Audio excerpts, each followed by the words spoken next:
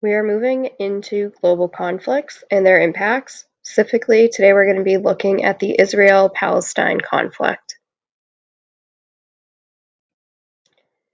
So in order to understand how the conflict came about, it's important to understand the historical background of the disputed territory. So we're going to be looking at Palestine. If you look in the map, you'll see that there's Jerusalem. Jerusalem is known as the Holy Land, and it's known as the Holy Land because of all the religious connections for both Muslims, Jews, and Christians. When we think about Jerusalem, it's where we think about Prophet Muhammad, King Solomon, and this is also where Christ was crucified.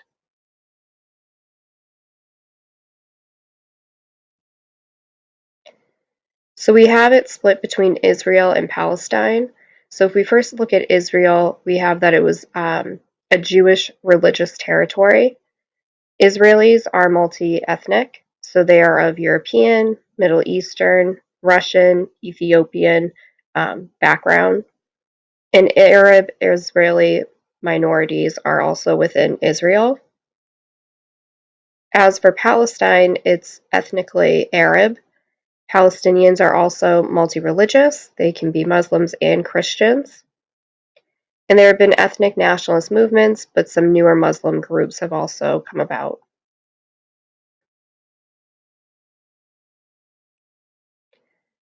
So why is this territory so controversial? So Jews claim the connection to the Holy Land. They believe it was promised to them, to ancient Hebrews by God.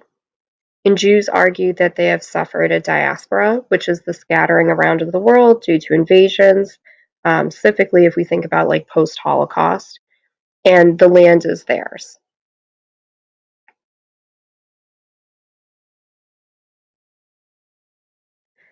So throughout history, there's been a trend of anti-Semitism. So going back to 70 CE, the Roman Empire destroyed Jerusalem's temple. In 1348, 900 Jews were burned to death as suspects for causing or spreading the bubonic plague. In 1543, Martin Luther wrote on the Jews and their lies. In the late 1800s, there was the Zionism movement, and then between the 30s and 40s, the Holocaust.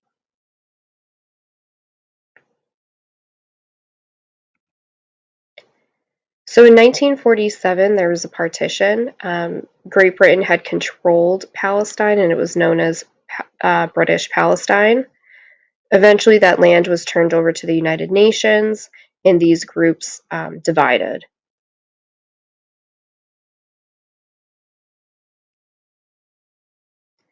So the plan for the partition was to divide British Palestine into two states.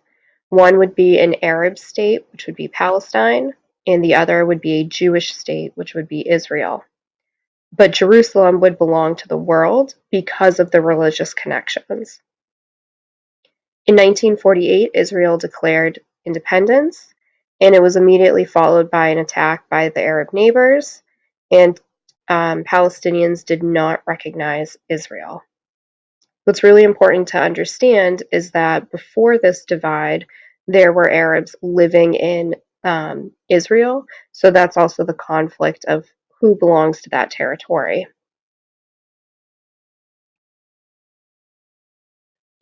Between 1948 and 1949, there are Arab-Israeli wars. So Israel defends itself and eventually seizes more territory. Only two regions remain unoccupied as the future Palestine. It's the West Bank and the Gaza Strip. And the outcomes of these wars is that Palestinian refugees lose their homes and land, and Israel asserts claim over Jerusalem. And if we remember, Jerusalem was initially meant for the world.